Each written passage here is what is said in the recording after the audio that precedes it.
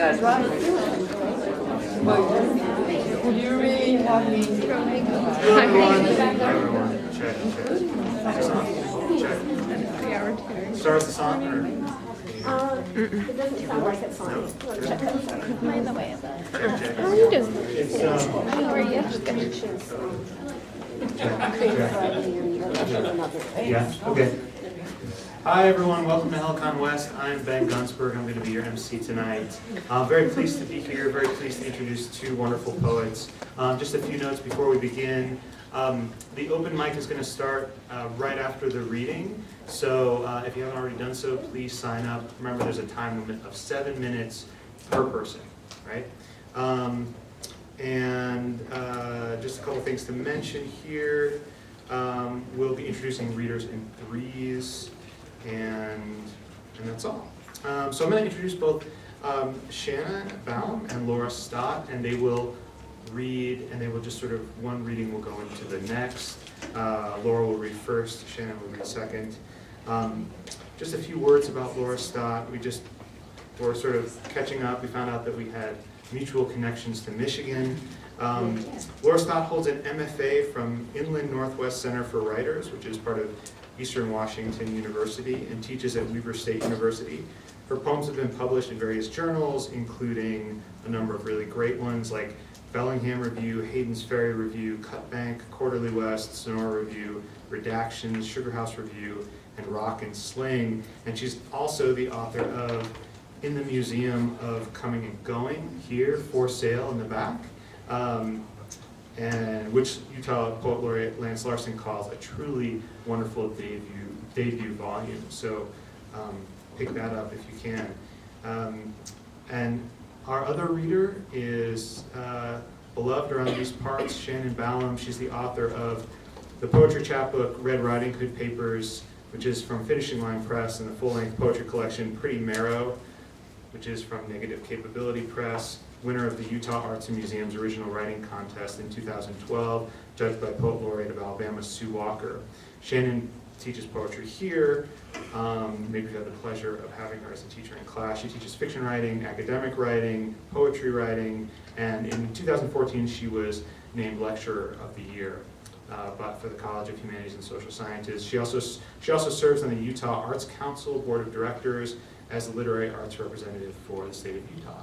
So two very accomplished readers. So I'm very pleased to introduce first Laura Stott.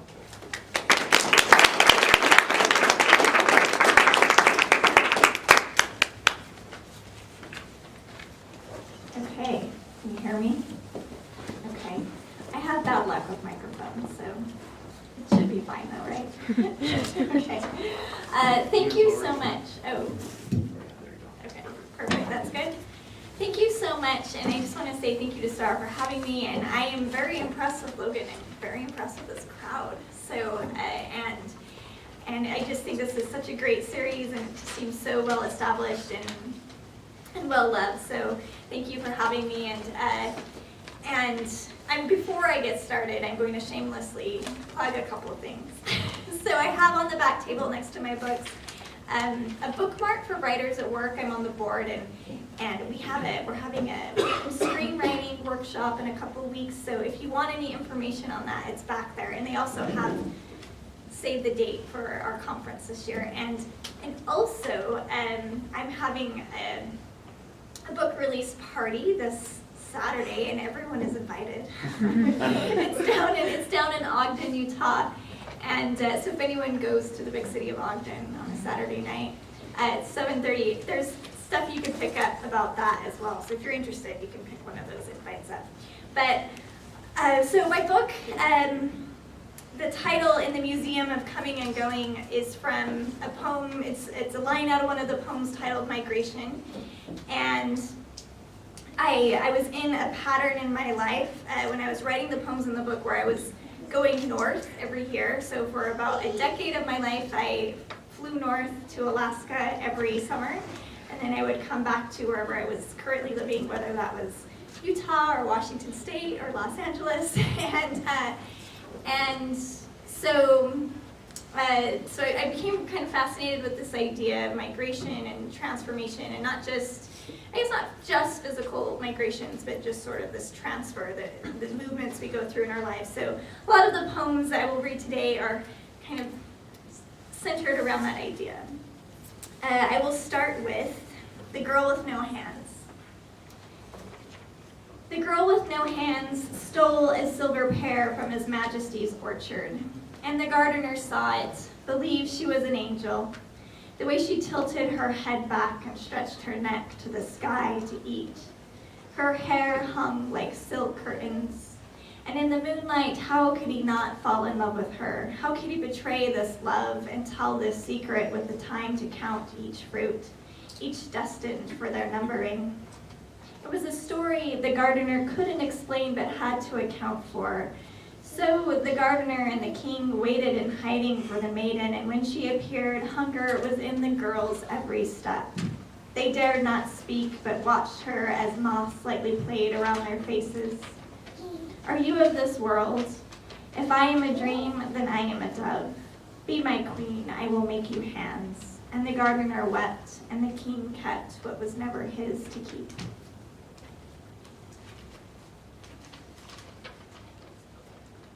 So a few years ago, I had the opportunity to go to India for a few months, and well, I want to preface this by saying when I was an undergraduate student and I was writing poetry then, one of Lance Larson, I got to study with Lance Larson, our current state poet laureate, and he pointed out to me that I had a lot of blue in my poetry. Almost every single poem I wrote had blue in it, so I call that my blue period. And there was this city in India, in Rajasthan, that's the old part of the city. Everything is painted blue, so all the buildings are blue, and it was so perfect for me. So this is my blue poem in the book, but Blue City of Rajasthan. Such a quiet shade on the edge of desert. Blue bicycle shop, blue marching band, blue lining royalty's garden, blue omelet shop, bright green chilies and lemons hung in blue doorways. Cows wander and wait with split hooves on blue streets. The old city is painted like it's not part of this world. Look at the sunset, the puzzle of square, the blue houses in horizontal light. Over Jodhpur, the great fort of the Maharaja, citadel of the sun, stands on desert rock. In a dream, it shades the clock tower, bangle bracelets, persistent children and bare feet, and our breakfast of saffron lassi and fruit. Late at night, toward the train station, the city is emptied and dark. No loud taxis, no traffic, no one shouts the names of spice. In the dark, no one sells posters of movie stars. And in the blue, these cows, singular and white, sleepwalk or dream in their holiness and unrest, traveling the quiet toward the end of Sadar Bazaar Road. Do you guys want to come in all the way? You're welcome to. I'll give you a moment. So can we find a seat? Get comfortable.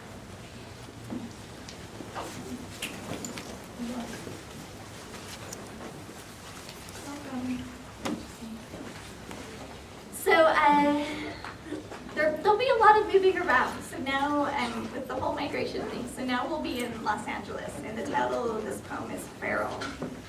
And the cats in the poem, I'll just preface it by saying that it's a true story. So, Feral.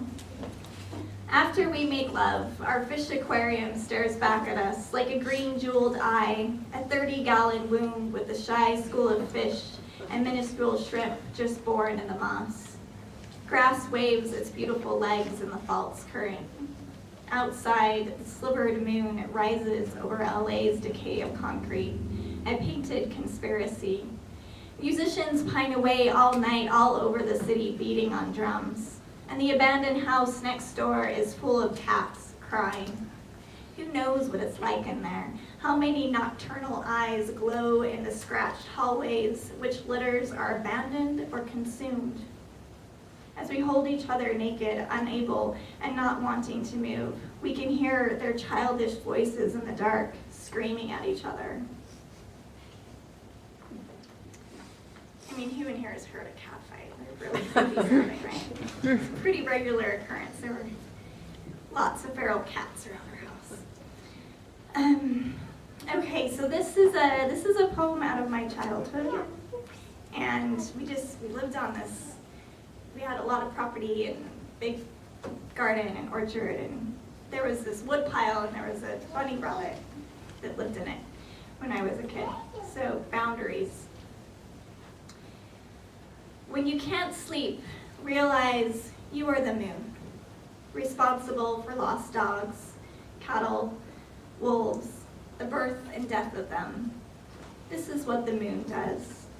The moon traced a rabbit's 3 paws to the woodpile, believing it could speak the way the rabbit spoke. Of course it was capable. All boundaries could be crossed with the moon on its knees, bent to the earth, white cheek against winter grounding, watching the rabbit watch back.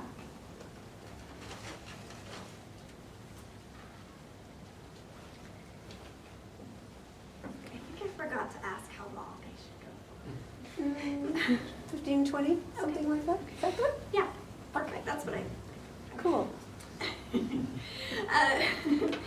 Okay, so now we're in Mexico, and when my husband and I had an opportunity to go to Mexico a couple years ago, and actually we were in this little town up in the mountains in the jungle, and it had been completely taken over by the cartel, and it would be a very long conversation to start to talk about that experience, but here's a poem.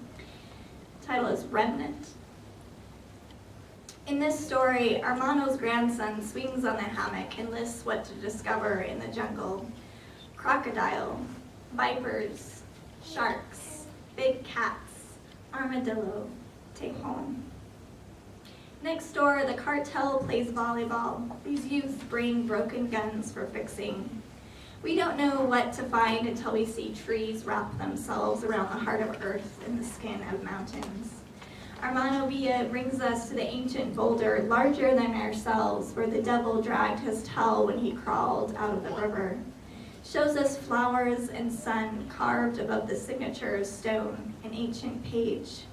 I realize as I rest in the spooned-out place near the top of the rock, this is the cold belly of sacrifice. Here, story changes everything. The devil's tail burns a deep gash as he skulks, and white lilies offer their star-like bodies out of the river, while boys off-trail hide their hearts as deep in the forest as they can.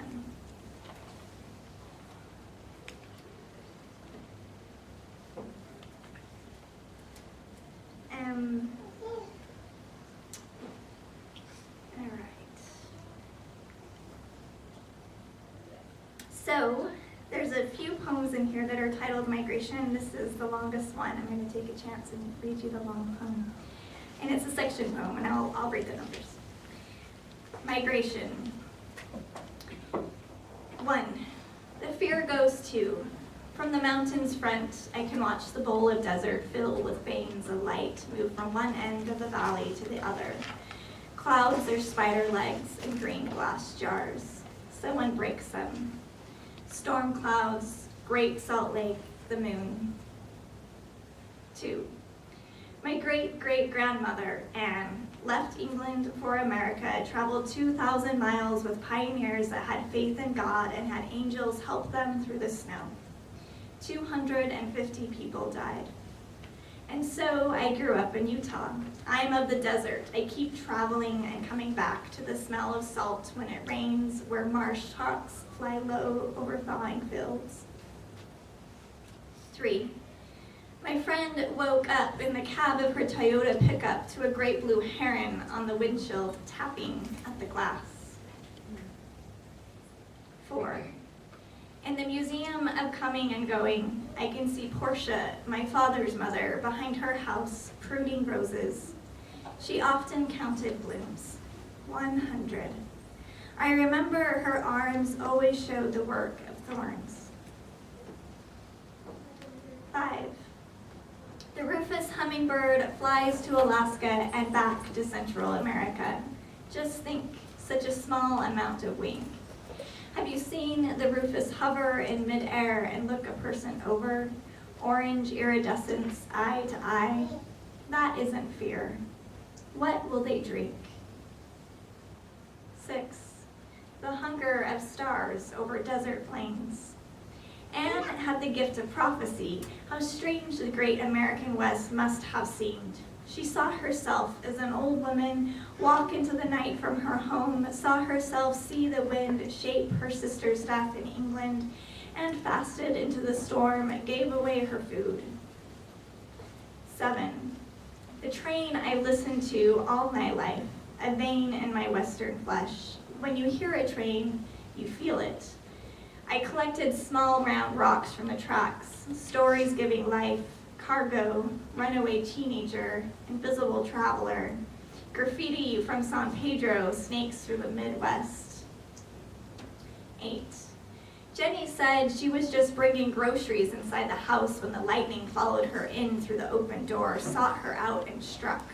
She described it as seconds long. She floated in the air of her kitchen, could feel the energy in that bolt, saw flashes of faces she didn't know, all those struck by the same continuing electric cloud from past centuries even. 9. The Wellsville Mountains are the steepest in North America.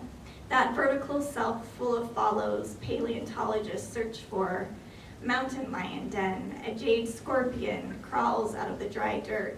As a boy, my husband guided a scientist on a hike to find the one fossil that would prove it all. 10. Trees grow among the skeletons of their ancestors. We watch from the valley floor lightning unleash over the tallest peak for an hour. Every second, we can't take our eyes off the storm that knows the energy of everyone that came before. 11. Anne said goodbye to her parents on a day they thought she went to work, and she boarded a ship in Liverpool. 12. What is left but the heart inside the animal? The rooms filled with sand, snowdrifts, bats darting in fading light, feeding on what we can't see or count.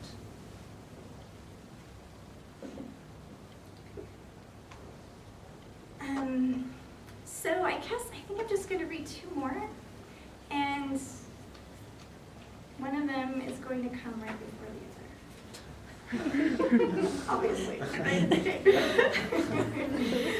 Somewhere in the middle of the story. In the concrete room where we slept, someone painted the walls cerulean blue. Cardboard stuffed into every crack, the metal door latched shut. The only opening was a small cube cut in the cement above the bath, about waist high. When morning draws in, we can see it. The square of light opening onto the ripe yard where geckos chirp short notes into the air and leaves flutter full of wing. The richness of rotting melon rinds, giant toads disappear, and a small white cat hides under a palm, ready, the crowing. Now, it's time.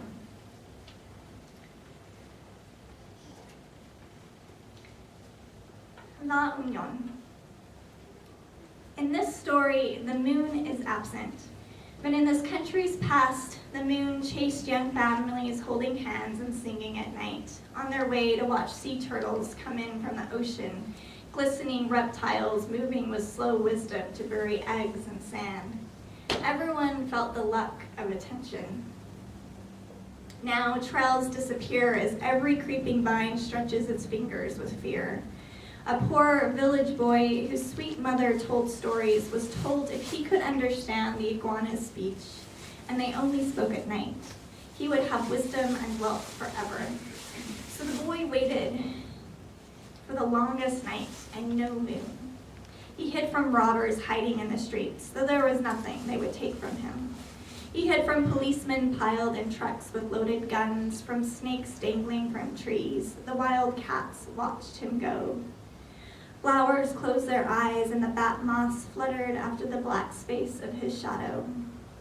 The boy followed the fence that kept the crocodiles in and the village out. The mangrove swamp sang with everything nocturnal. He felt his heart beat like no wild boar running behind him. Over the top and in. trees, strange shadows in the shadows, but the boy found comfort in the sound of ocean and river running against each other, not too far away, all that vast moving glass. The boy even heard the voice of round stones in the dark waves when they breathed in, recognized the voices so much the boy almost spoke out, but then the iguanas climbed out of the trees, horned manes like some ancient animal refused from heaven. No one wrote it down. Long toes, striped tails, bright green bodies turned jade against the stars, one after another. In that moment, the orange giant, slowly with her great iguana mouth, pulled out the heart of the boy. And the crocodile, his two eyes rose over the thin surface of water and watched as witness before slipping back under. The orange iguana, looking like gold in the light dark creates, took the heart to the top of the trees, and the others followed, full on sacrifice and desire. But then the surprising thing happened. Not that the boy still smiled or that a secret passed from one family to the other, but the heart was given away, was offered up even to the sloth of the trees. And as it passed from mouth to claw, the sloth carried it for what seemed a lifetime to that place in the jungle, in the mountains, where pure hearts are kept, where there is no name or country, where snakes can't sniff them out, can't feel their heat, because butterflies flutter about them wildly, and flowers are red with sweetness and rich nectar, and no one dies, no one can.